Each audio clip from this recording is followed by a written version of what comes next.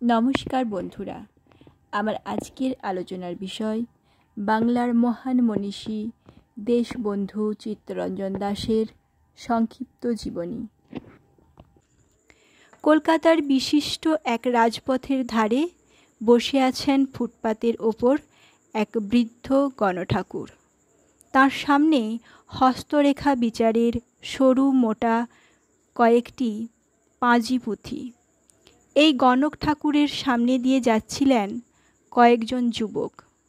যুবকদের দেখে গণক ঠাকুর বলে উঠলেন, বাবারা, হাত দেখাবেন নাকি?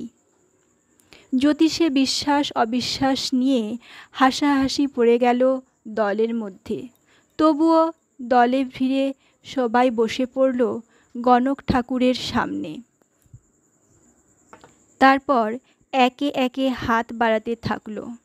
কয়েকজনের হাত দেখার পর এক কেতাদুরস্ত সুদর্শন যুবকের হস্তরেখা বিচার করে গণক ঠাকুর বললেন, বাবা, একদিন তুমি রাজার চেয়েও বেশি অর্থ উপার্জন করবে, আর সারা দেশে তোমার সুনাম ছড়িয়ে পড়বে।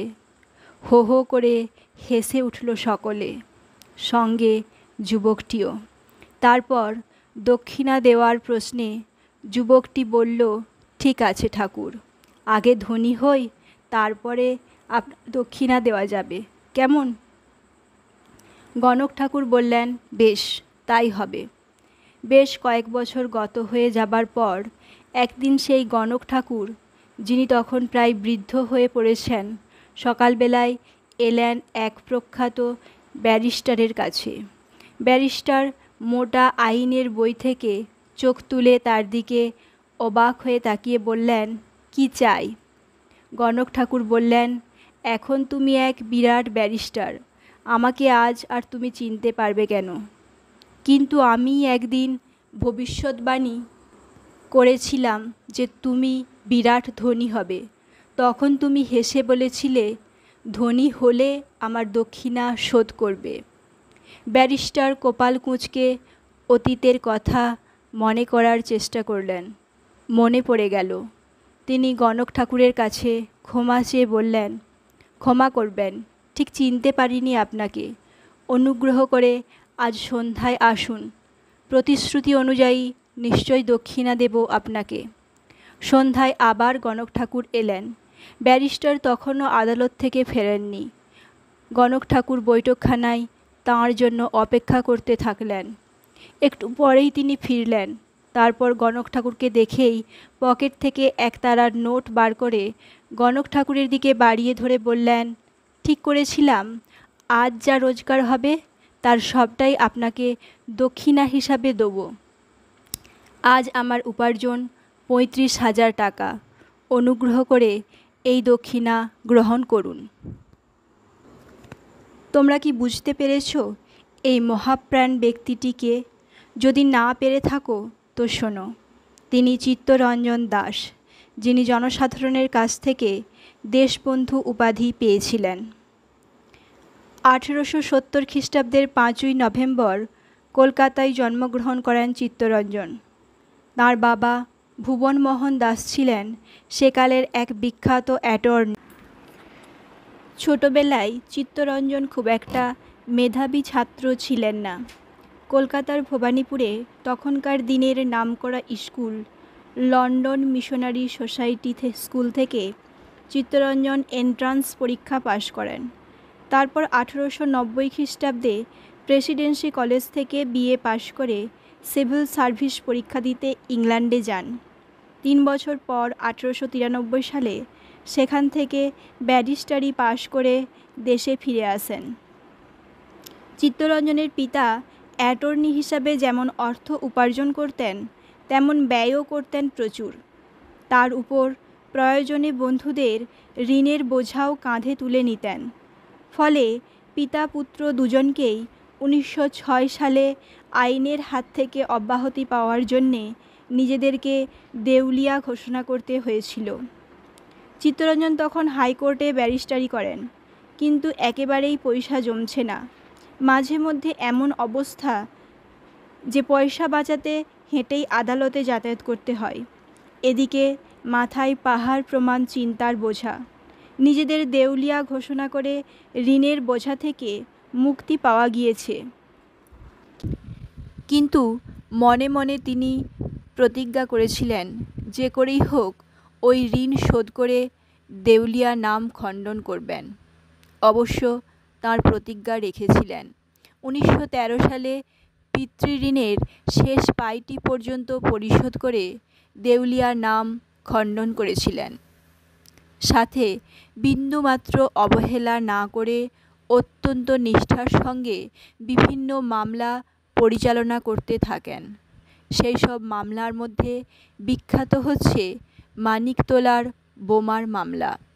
এই মামলার প্রধান আসামি ছিলেন অরবিন্দ ঘোষ, পরবর্তীকালে যিনি শ্রী অরবিন্দ নামে সুখ্যাত হন। তরুণ ব্যারিস্টার চিত্তরঞ্জন আসামিদের পক্ষ নিয়ে এই মামলায় অপূর্ব প্রতিভার পরিচয় দেন। শ্রী অরবিন্দের পক্ষে সওয়াল করতে উঠে তিনি বলেন, আজ যে অপরাধে ইনি আসামি, বিচারালয়ের ক্ষুদ্র গণ্ডির মধ্যে তার মীমাংসা হবে না। অরবিন্দ আজ মানব ইতিহাসের বিচারশালায় দাঁড়িয়ে আছেন। কিন্তু সেদিনের আর বেশি দেরি নেই, যেদিন এর বাণী ভারতের সমুদ্র তট ছাড়িয়ে সারা বিশ্বে ছড়িয়ে পড়বে। 6 মাস মামলা চলার পর অরবিন্দ ঘোষ মুক্তি পেলেন। তার অন্যান্য সঙ্গীদের ফাঁসির দড়িতে মৃত্যুর বদলে যাবজ্জীবন দ্বীপান্তরের আদেশ হলো। মামলাতে অবিশ্বাস্য এই জয়লাভে দেশের সেরা ব্যারিস্টার হিসাবে চিত্তরঞ্জনের নাম সারা দেশে ছড়িয়ে পড়ল। বেড়ে গেল তার প্রসার। এর কিছুদিন পরেই গান্ধীজির ডাকে বহু হাজার টাকা মাসিক আয়ের নিশ্চিন্ত ব্যারিস্টারি ত্যাগ করে দেশ সেবায় আত্মনিয়োগ করেন তিনি। কেবল তাই না, আইন অমান্য আন্দোলনে বাংলার নেতা রূপে প্রথমেই তিনি তাঁর পত্নী বাসন্তী দেবী এবং ভগ্নী উর্মিলা দেবীকে কারাবরণ করার নির্দেশ দেন। বাসন্তী দেবীর গ্রেপ্তারের সংবাদে উত্তেজনা চরমে উঠল। দেশবাসী ক্ষিপ্ত হয়ে উঠল। দেশবাসীকে শান্ত করবার জন্যে চিত্তরঞ্জন নিঃস্ব দেশবাসীকে সর্বস্ব দান করে রাতারাতি ফকির হলেন। এরপর দেশের মুক্তি সংগ্রামে যোগ দিয়ে দারিদ্র্য এমনকি কারাবাসও প্রশান্ত চিত্তে বরণ করলেন তিনি। দেশের জনসাধারণ বুঝল, ধনী ও বিলাসী ব্যারিস্টার এটাই তাঁর পরিচয় নয়। তাঁর প্রকৃত পরিচয় হচ্ছে তিনি দাতা, ত্যাগী এবং সর্বোপরি দেশপ্রেমিক। তাই মুগ্ধ দেশবাসী তাকে উপাধি দিল দেশবন্ধু। এই দেশবন্ধু চিত্তরঞ্জন দীর্ঘকাল কলকাতা কর্পোরেশনের মেয়র ছিলেন। একবার তিনি কংগ্রেসের সভাপতি পদেও নির্বাচিত হয়েছিলেন। এরপর আইনসভার সদস্য হয়ে অসাধারণ বাগ্মিতায় তিনি অত্যাচারী নির্লজ্জ ইংরেজ সরকারের মুখোশ খুলে দিয়েছিলেন। অবশেষে দিন-রাত দেশের জন্যে অত্যাধিক পরিশ্রমে দুর্বল হয়ে পড়লেন তিনি। 1925 সালের 16ই জুন তিনি চলে গেলেন আমাদের ছেড়ে। তাঁর মৃত্যুতে কবিগুরু রবীন্দ্রনাথ ঠাকুর লিখেছিলেন, এনেছিলে সাথে করে মৃত্যুহীন প্রাণ, মরণে তাহাই তুমি করে গেলে দান। কলকাতার বিখ্যাত হাসপাতাল চিত্তরঞ্জন সেবা সদন দেশবন্ধুর দান করা বসত বাটিতেই গড়ে উঠেছে। আর তাঁর সুমহান নামেই গড়ে উঠেছে বর্ধমান জেলার সীমান্তে চিত্তরঞ্জন রেল ইঞ্জিন কারখানা। ধন্যবাদ।